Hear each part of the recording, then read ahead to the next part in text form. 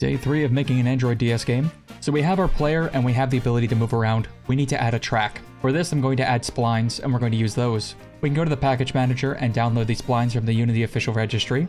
I've never used the splines package before, so let me find a video on how that works. On the official Unity YouTube channel, I found the splines package explanation. So from there, I was able to add in a simple track shape and refine the shape using the splines. Then the next section of the video was creating a racetrack, which is perfect because that's exactly what I'm trying to do.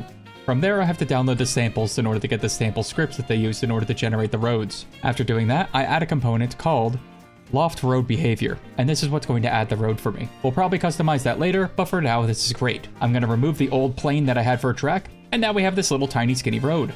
We need to fix that. First, we're going to make it so that way the texture is scaled properly, so that way it's larger and we can actually see it. And then we're going to make the road wider, and then we can see that texture on it. And this is where Unity decided to give me some grief by not letting me drag in assets. For now, I'll drag it in manually. Remember, these problems only happen because Unity is a perfect software with 0 bugs. Anyway, let's move on. So I want to have a checkpoint set up, and to make the checkpoints across the entire road, we're going to use the spline instantiate, and we're going to use items to instantiate. I'm dragging in a racing asset from Kenny Assets. And we have way too many of them. It actually looks like a tunnel instead of just a single arch. So we need to adjust how many it's generating along the entire road. After changing the amount of them to roughly 8, we can reposition them and rescale them so that way they fit across the entire road nicely. We'll switch this out later, but for now it's a nice visual. We'll also place our character back a little bit so we can use it as a checkpoint to start. So now I needed to fix the problem of not being able to drag and drop objects into the Unity editor. So what I did was I created a new project, I dragged all of the files from this current project into that one, deleted the original one, and then moved that project back to where that project was, and now I just have to hope that that worked. There was no information online on how to fix it, so I'm just trying whatever.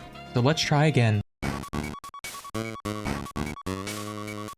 Success! So now I'm able to drag and drop things back into the project, so that's finally fixed. Now we have to actually test the track, so let's see how this goes and see how fast we're actually moving. And it looks like we're able to maintain on the track pretty well. Because I'm using the keyboard controls, I'm not able to maintain perfect straightness, but that's just because I don't have the minute turns that I can do on a controller. So I might have to adjust the actual turning radius. But it seems like we're able to go decently fast here without falling off the track. I will have to add walls eventually, of course. But let's see what happens as we get to our first checkpoint. There was no logic on the checkpoints, but we're still able to maintain on the track, and then, oh, we hit our first bump here. We were actually able to recover from that bump, so that's a good sign that we're on the right track for how this is programmed. Let's see how this goes as we continue. So we fall off the track again, and this time we bounce a little bit higher, but we still are able to maintain, and then we fall off really bad, but we still clear the goal. This is Road Leader, I'm going in! How you doing back there, R2? Needless to say, our track is going to need some walls. We'll see about adding that tomorrow. Follow for day 4.